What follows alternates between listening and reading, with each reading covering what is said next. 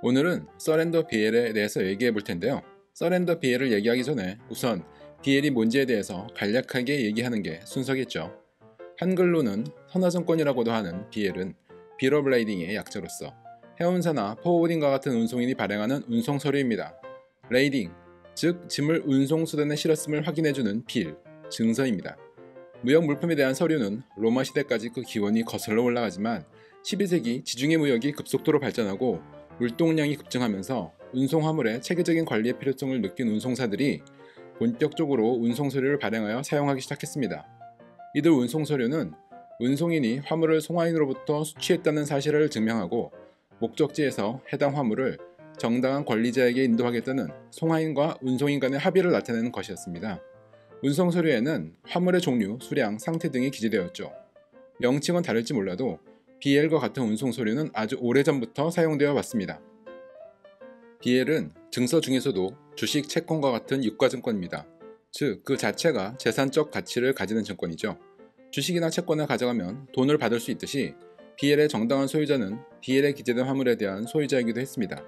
그래서 BL을 운송인에게 제시하고 화물을 인도받을 수 있고, BL의 소유자가 화물을 제3자에게 다시 매도하고자 할 때에는 화물을 수령하여 인도하는 대신에 BL을 인도함으로써 화물에 대한 권리를 이전할 수도 있습니다. 이러한 BL의 성질을 유가증권성이라고 합니다. BL에서 이러한 유가증권성을 제거한 것이 있는데 이를 서렌더 BL이라 합니다. 그러면 서렌더 BL은 왜 사용되는 걸까요? 한국의 수입자가 미국의 수출자와 무역계약을 체결했다고 해보겠습니다. 수출자는 계약 조건에 따라서 화물을 산적하고 운송인으로부터 BL을 발급받습니다. 이때 BL을 실무에서는 오리지널 BL, 줄여서 OBL이라고 부릅니다.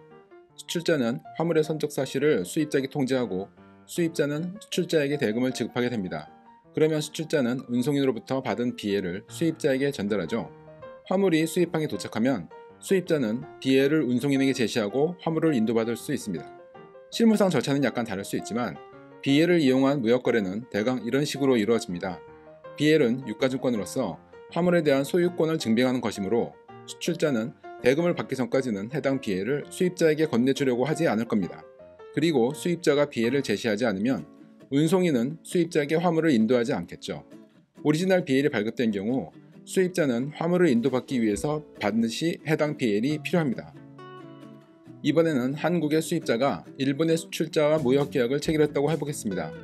수출자는 계약 조건에 따라서 화물을 선적하고 운송인으로부터 오리지널 BL을 발급받습니다. 그러면 수입자는 수출자에게 대금을 지급하고 해당 BL을 전달받아야겠죠. 그런데 수입자가 BL을 전달받기도 전에 화물이 벌써 수입항에 도착했다는 연락을 받았습니다. 수입자는 BL이 아직 없으므로 운송인으로부터 해당 화물을 인도받을 수 없습니다. 해당 화물은 수입자가 BL을 제시하고 인도받을 때까지는 고세 창고에 보관될 것입니다. 이처럼 오리지널 BL을 이용해서 거래를 하는 경우 화물이 수입지에 도착해도 BL이 없으면 화물을 인도받을 수가 없습니다. 이런 경우 수입자는 화물이 급하게 필요해도 BL이 도착할 때까지는 해당 화물을 수령할 방법이 없습니다. 그리고 고세 창고에 보관됨에 따라서 불필요한 고세 창고 비용도 발생하게 되겠죠.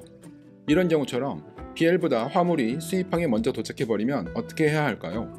이런 경우를 대비해서 애초에 수입자는 수출자와 협의해서 서렌더 BL을 이용하기로 할 수 있습니다. 서렌더 BL이란 BL이 원래 갖고 있는 유가증권성을 제거한 것입니다. 즉, 수출자가 화물에 대한 권리를 포기함을 표시하는 BL인 거죠. BL에 서렌더라는 표시가 있으면 수입자는 해당 BL이 없어도 본인이 정당한 수하인이라는 것만 운송인에게 증명하면 화물을 인도받을 수 있습니다. 그러면 이번에는 서렌더 BL을 이용한 거래를 한번 보겠습니다.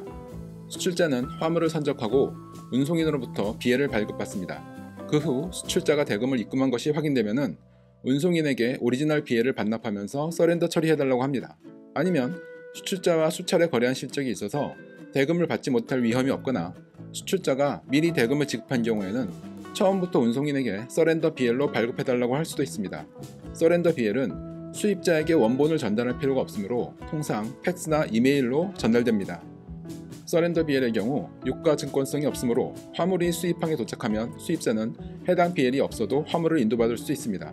경우에 따라서는 BL에 서렌더라고 기재되는 대신에 텔렉스 릴리스라고 표기되기도 하는데 둘 다 화물을 인도받기 위해서 원본 BL이 요구되지 않는다는 점에서는 같은 방식으로 처리된다고 이해하시면 되겠습니다.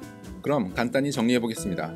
오리지널 BL과는 달리 서렌더 BL은 유가접근성이 없어서 서렌더 BL이 발행된 경우 수화인은 운송인에게 BL의 제시 없이 본인이 BL상에 기재된 수화인이라는 것만 확인되면 화물을 인도받을 수 있습니다.